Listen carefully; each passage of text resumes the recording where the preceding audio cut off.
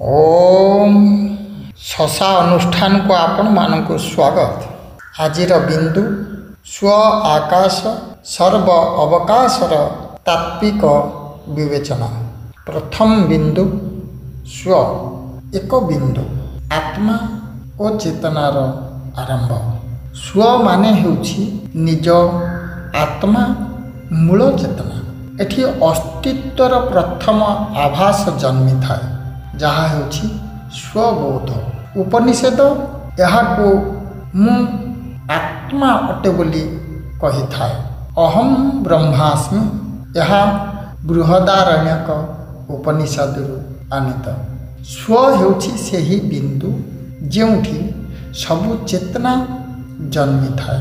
द्वितीय बिंदु आकाश। आकाश तीन बिंदु, तीनोटी बिंदु रे संलग्न त्रिभुज र शीर्ष बिंदु हेउछि आकाश।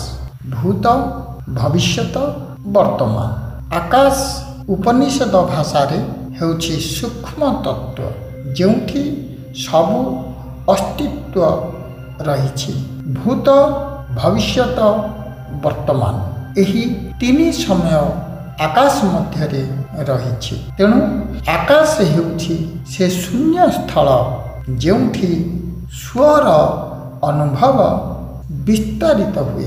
आकाश आकाशात् वायुर जायते। तैत्तिरीय उपनिषद आकाशरु सबु सृष्टि जन्म हुए। तृतीय बिंदु सर्व अर्थ सर्व हेउछि असंख्य बिंदु जहाँ समस्त जगत को परिभाषित करिथाए। सर्व माने सबु जोंठी अनेकता दिशुछि।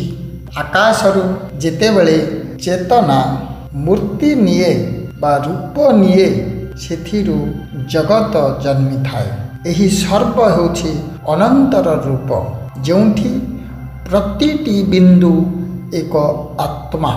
सर्वं खलिदं ब्रह्म यह छांदोग्य उपनिषद आनीत। एही समस्त जगत ब्रह्म स्वरूप। यार अर्थ एही समस्त जगत ब्रह्म स्वरूप।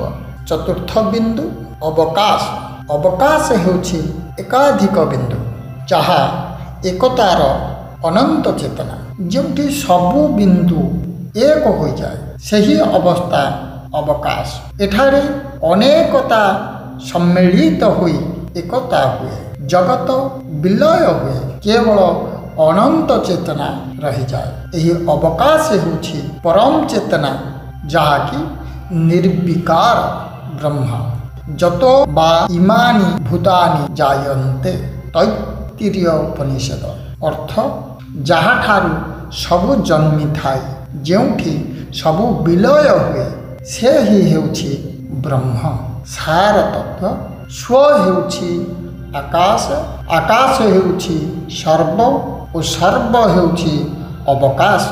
जोंठी सबु जन्मी थाए और जोंठी सबु विलय हुए सेही स्व निजे अवकाश रूपे प्रकाशित हुए। स्व आत्मने नमः सर्व आत्मने